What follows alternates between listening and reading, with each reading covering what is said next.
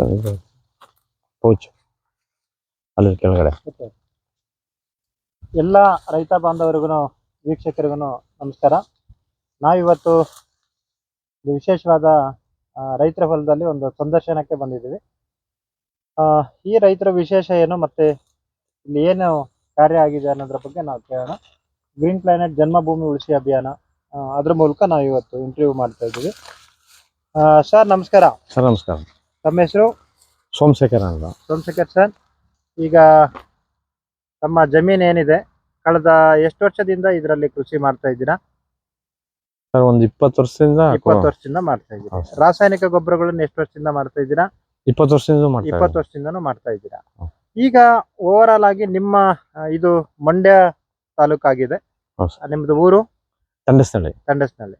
ಈ ಭಾಗದಲ್ಲಿ ಒಂದು ಇಳುವರಿಯನ್ನ ಮೊದಲು ನೀವೆಷ್ಟು ತೆಗಿತಾ ಇದ್ರಿ, ರೈತರೆಲ್ಲ ಎಷ್ಟು ತೆಗಿತಾ ಇದ್ದಾರೆ? ಸರ್ ಇಲ್ಲಿ ಮೊದ್ಲು ಅಂದ್ರೆ 20 ವರ್ಷದಿಂದ KRS ನೀರು ಬಂದಾಗ ಮೊದ್ಲು ಎಲ್ಲ ಇಳುವರಿ ಬರ್ತಿತ್ತು. ಈ ರಾಸಾಯನಿಕ ಗೊಬ್ಬರ ಯಾವಾಗ ಜಾಸ್ತಿ ಆಯ್ತು ಅವಾಗ ಈಗ ಹೆಚ್ಚು ಕಮ್ಮಿ ಎಲ್ರೂ ಒಂದ್ ಎಕರೆಗೆ 40 ಟನ್, ಒಂದ್ ಕುಂಟೆಗೆ 1 ಟನ್ ಅಷ್ಟೇ ಬರ್ತಾ ಇದೆ. ನಿಮ್ದು ಸಹಿತ ಅಷ್ಟೇ ಬರ್ತಾ ಇತ್ತು. ಹೌದು ಸರ್. ನೀವು ಕೆಮಿಕಲ್ ಗೊಬ್ಬರಗಳನ್ನು ಬಳಸ್ತಾ ಇದ್ರಿ. ಹೌದು ಸರ್. ನೀವೀಗ ಕೃಷಿಯಲ್ಲಿ ಏನು ಬದಲಾವಣೆ ಮಾಡ್ಕೊಂಡ್ರಿ? ಸರ್ ಇಲ್ಲಿ ನಮ್ಮ ಪಾಂಡುಪುರದವರು ಮೂರ್ತಿ ಸಾಹೇಬರು ಅಂತ. ಮೂರ್ತಿ ಸರ್. ಅವ್ರು ಬಂದು ಈ ತರ ಗ್ರೀನ್ ಪ್ಲಾನೆಟ್ ಕಂಪ್ನಿ ಇದ್ರಿದೆ, ಇದ ಬಳಸಿ ನೀವು ಉತ್ಪನ್ನಗಳನ್ನ ಇಳುವರಿ ಬರ್ತದೆ ಅಂತ ನಮ್ಗೆ ಹೋದ್ ಸರಿ ತುಂಬಾ ಮಳೆ ಆಗಿ ನಮ್ದು ಕಬ್ಬು ಎಲ್ಲ ಒಂದೊಂದ್ ಕಡ್ಡಿ ನಿಂತಿತ್ತು. ಹೋದ್ ಸರಿ ಹೆವಿ ಮಳೆ ಆಗಿತ್ತು, ಆ ಕಾರಣಕ್ಕೋಸ್ಕರ ಕಡ್ಡಿ ಎಲ್ಲ ಒಂದೊಂದ್ ಕಡ್ಡಿ ನಿಂತಿತ್ತು. ಆಗ ಮೂರ್ತಿ ಸಾಹೇಬರು ಬಂದು ಹೇಳಿದಾಗ ನಾವು ಅದ್ರ ಮೇಲೆ ನಂಬಿಕೆ ಇರ್ಲಿಲ್ಲ, ಆದ್ರೂ ನಮ್ದು ಗದ್ದೆ ಪೂರ್ತಿ ಹದಗೆಟ್ಟೋಗಿತ್ತಲ್ಲ, ಅದರಿಂದ ಇದು ಉಪಯೋಗಿಸಿದಾಗ ನಮ್ಗೆ ಆಮೇಲೆ ಈ ನಮ್ದು ರೋಡ್ ಸೈಡ್ ಗದ್ದೆ ಇರೋದ್ರಿಂದ ಎಲ್ಲ ಇದಕ್ಕೆ ರೋಟಿ ಓಡಿಸ್ಬಿಡು ಆಗಲ್ಲ ಇದು ಅಂತ ಹೇಳಿದ್ರು ಸರ್. ಸುಮಾರು ಒಂದು 100ಕ್ಕೆ 100 ಜನನು ಅದೇ ಮಾತು ಹೇಳಿದ್ರು.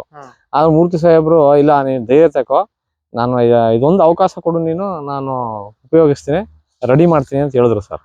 ಅವಾಗ ನಾನು ಈ ಗ್ರೀನ್ ಪ್ಲಾನೆಟ್ ಉತ್ಪಾದನೆಗಳ ಉಪಯೋಗಿಸಿದಾಗ ಇದು ಹಂಗೆ ನಾವು ನವೆಂಬರ್ ಎಂಡಲ್ಲಿ ಮೂರ್ತಿ ಸಾಹೇಬ್ರು ಸಿಕ್ಕಿದ್ರು. ಅದ ಸ್ವಲ್ಪ ಉತ್ಪನ್ನಗಳು ಹಾಕಿದ್ಮೇಲೆ ಸ್ವಲ್ಪ ರಿಕವರಿ ಆಗಿ ಚೇತರಿಸ್ಕೊಳ್ತಾ ಬಂತು. ಆದ್ಮೇಲೆ ಎಷ್ಟು ಇಳುವರಿ ಬಂತು ಸರ್? ಹೋದ್ ಸರಿ 55 ಟನ್ ಬರ್ತು ಸರ್. 55 ಟನ್. ಹೌದು ಸರ್. ರೆಗ್ಯುಲರ್ ಆಗಿ ನೀವು 40 ಟನ್ ರೀಚ್ ಆಗ್ತಾ ಇದ್ರಿ. ಎಲ್ಲಾ ರೈತರು ಅಷ್ಟೇ ತೆಗ್ದಿದ್ದಾರೆ. ಹೌದು ಸರ್. 40 ಟನ್ ವರೆಗೂ ತೆಗ್ದಿದ್ದಾರೆ. ಅಂದ್ರೆ 15 ಟನ್ ನೀವು ಜಾಸ್ತಿ ತೆಗ್ದಿದ್ದೀರಿ. ಹೌದು ಸರ್. ನಮ್ಮ ಉತ್ಪನ್ನಗಳನ್ನು ಬಳಸೋದ್ರ ಮೂಲಕ. ಹೌದು ಸರ್. ಈಗ ಇದಿರೋದು ಎಷ್ಟು ತಿಂಗಳ ಕಬ್ಬಿದೆ ಸರ್? ಇದು 3 ತಿಂಗಳ ಕಬ್ಬು. 3 ತಿಂಗಳ ಕಬ್ಬಿದೆ. ಹೌದು ಸರ್. ಇದ್ರ ಎಲೆಗಳನ್ನು ನಾವು ನೋಡ್ಬೋದು. 3 ತಿಂಗಳಲ್ಲಿ ಏನೇನು ಎಷ್ಟು ಸ್ಟ್ರೆಂತ್ ಬಂದಿದೆ ಎಲೆಗಳು ಎಲ್ಲ. ಈಗ ಪ್ರೆಸೆಂಟ್ 3 ತಿಂಗಳಿಗೆನೆ 2 ಇಂಚ್ ಮೇಲೆ ಇದು 2.5, 2.25, 3 ಇಂಚ್ವರೆಗೂ ಉದ್ದ ಬಂದಿದೆ, ಅಗಲ ಬಂದಿದೆ. ಮತ್ತೆ ಬುಡದಲ್ಲಿ ಈ ಸೈಜ್ಗಳೆಲ್ಲ ಹೇಗ್ ಬಂದಿದೆ ಸರ್? ಇದು ಎಲ್ಲಾ ಸರಿ ಬರೋದಕ್ಕಿಂತ ಈ ಸರಿ ಚೆನ್ನಾಗಿ ಬಂದೈತೆ ಸರ್. ಇದು ಕೂಳಿ ಕಬ್ಬಲ್ವಾ? ಹೌದು ಸರ್. ಈಗ ಟಿಲ್ಲರ್ಸ್ಗಳು ಬಂದು 1, 2, 3, 4, 5, 6, 7, 8, 9, 10, 11, 12, 13, 14, 15, 16, 17, 18, 19, 20, 21, 22. ಇದು ಸರಿ 22 ಟಿಲ್ಲರ್ಸ್ ಇದೆ. ಹೌದು ಸರ್. 22 ಟಿಲ್ಲರ್ಸ್ ಇದೆ. ಈಗ ಗ್ರೀನ್ ಪ್ಲಾನೆಟ್ ತಂತ್ರಜ್ಞಾನದಲ್ಲಿ ಇಷ್ಟು ಇದು ಬಂದಿದೆ. ನಿಮ್ಗೆ ಗ್ರೀನ್ ಪ್ಲಾನೆಟ್ ತಂತ್ರಜ್ಞಾನದ ಬಗ್ಗೆ ನೀವೇನ್ ಹೇಳ್ತೀರಾ? ರೈತಾಭಿಗಳಿಗೆ ಏನ್ ಹೇಳ್ತೀರಾ ಸರ್? ಈ ಗ್ರೀನ್ ಪ್ಲಾನೆಟ್ ಉತ್ಪಾದನೆಗಳ ಬಗ್ಗೆ ನಮ್ಗೆ ಈಗ ನಂಬಿಕೆ ಬರ್ತಾ ಇದೆ. ನಮ್ಗೆ ಹೋದ್ಸಲ ನಾವು ನಂಬಿರ್ಲಿಲ್ಲ. ಅದು ಯಾವಾಗ ನಮ್ದು ಕಬ್ಬು ಕಟ್ಕತ್ತು ಚೆನ್ನಾಗ್ ಆಗ್ತು ಅವಾಗ ಈಗ ನಮ್ಗೆ ನಂಬಿಕೆ ಬರ್ತಾ ಇದೆ.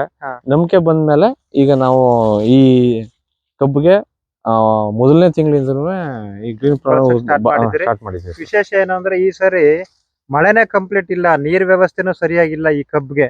ಅಂತದ್ರಲ್ಲೂ 3 ತಿಂಗಳಲ್ಲಿ ಇಷ್ಟೊಂದು ವ್ಯವಸ್ಥಿತವಾಗಿ ಕಬ್ಬು ಬಂದಿದೆ. ಹೌದು ಸರ್. ಪ್ರೆಸೆಂಟ್ ಬಂದಿರೋದೇ ನಿನ್ನೆ ಮಳೆ ಬಂದಿರೋದಿಲ್ಲ. ಹೌದು ಸರ್, ನಿನ್ನೆ ಮೊನ್ನೆ.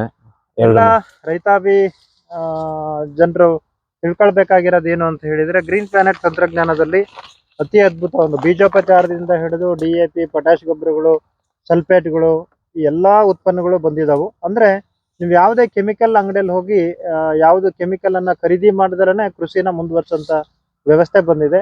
ಆರ್ಗ್ಯಾನಿಕ್ ಉತ್ಪನ್ನಗಳು ಎಲ್ಲವೂ ಆಗಿದವು. 100ಕ್ಕೆ 100% ರೈತನ ಮಣ್ಣು ಮತ್ತೆ ರೈತರ ಜಮೀನಲ್ಲಿ ಒಂದು ಇಳುವರಿಯನ್ನ ಕೊಟ್ಟು ರೈತನ ಮನೆಗೆ ಒಂದು ಜ್ಯೋತಿಯಾಗಿ ನಿಲ್ಲಂತ ಕಾರ್ಯನ ಗ್ರೀನ್ ಪ್ಲಾನೆಟ್ ಸಂಸ್ಥೆ ಮಾಡ್ತಾ ಇದೆ. ನೀವೆಲ್ಲ ಯಾರೆಲ್ಲ ವೀಕ್ಷಕರಿದ್ದೀರಿ, ಈ ಅಕ್ಕಪಕ್ಕದ ಗ್ರಾಮದಲ್ಲಿ ಇರೋಂಥವ್ರು ಮತ್ತೆ ಈ ಡಿಸ್ಟಿಕ್ ಅಲ್ಲಿ ಇರೋಂಥವ್ರು, ಇವ್ರದಷ್ಟೇ ಅಲ್ಲ, ಇಲ್ಲಿ ಸಾವಿರಾರು ಜನ ರೈತರಿಗೆ ರೈತಾಪಿ ಜಮೀನನ್ನ ಉಳಿಸ್ಲಿಕ್ಕೆ ಗ್ರೀನ್ ಪ್ಲಾನೆಟ್ ಸಂಘಟನೆ ಮಾಡ್ತಾ ಇದೆ. ಯಾರೆಲ್ಲ ಭಾಗಿಯಾಗಬೇಕು, ನೀವು ಈ ಊರಿಗೆ ಬಂದ್ರೆ ಈ ರೈತರನ್ನ ನೀವು ವಿಸಿಟ್ ಕೂಡ ಮಾಡ್ಬೋದು, ಹೊಲನೂ ವಿಸಿಟ್ ಮಾಡ್ಬೋದು ಅಂತ ಹೇಳ್ತಾ ತಮಗೆ ಇದುವರೆಗೂ ಮಾಹಿತಿ ಕೊಟ್ಟಿದ್ದಕ್ಕೆ ಧನ್ಯವಾದ ಸರ್. ನಮಸ್ಕಾರ.